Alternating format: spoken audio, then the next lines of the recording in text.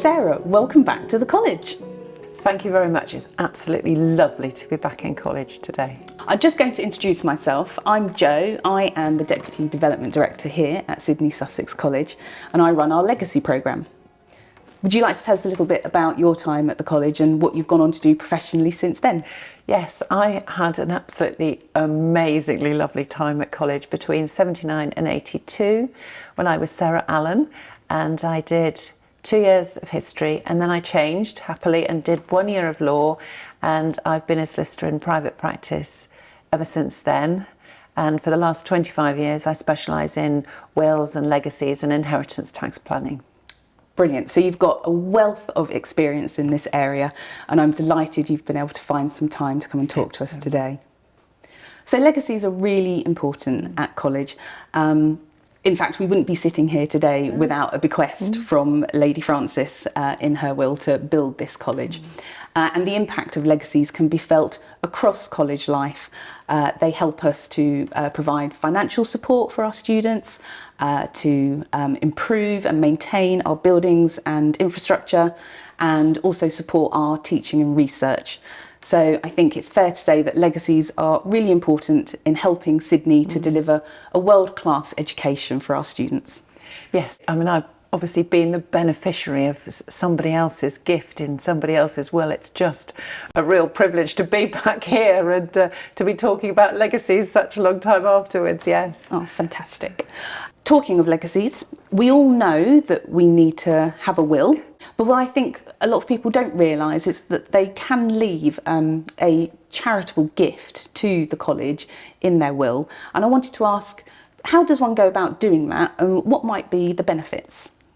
Well, the huge benefit of any gift to college being a charity is that it's tax-free, so it's tax deductible if you are a taxpayer when you pass away.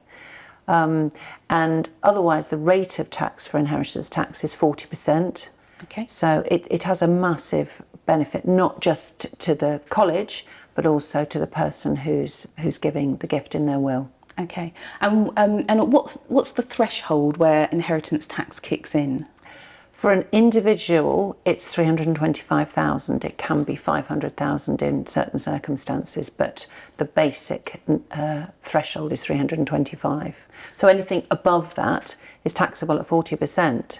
Okay, all right. And I think most people would want to make sure that their loved ones are looked after and provided for first. Yes. But then after that, to sort of help reduce the tax burden, you could look at making a charitable gift to the college, or indeed any charity, to help bring your tax cost down. If somebody knows they're going to be paying inheritance tax when they die, and some tax planning in their will can be really helpful.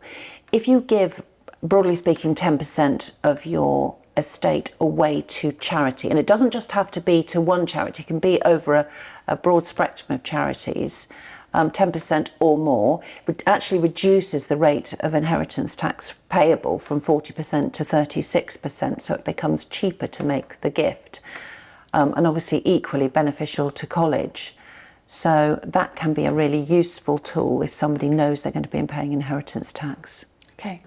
And can people leave something other than a straight cash gift? I mean, do these tax benefits apply to property or a gift of shares, perhaps? Yes, and actually those two items are very useful to be able to gift as a direct gift to a charity like college, because often, and hopefully, they've made some gain during that person's lifetime, which if they did a lifetime transfer, there would be capital gains tax.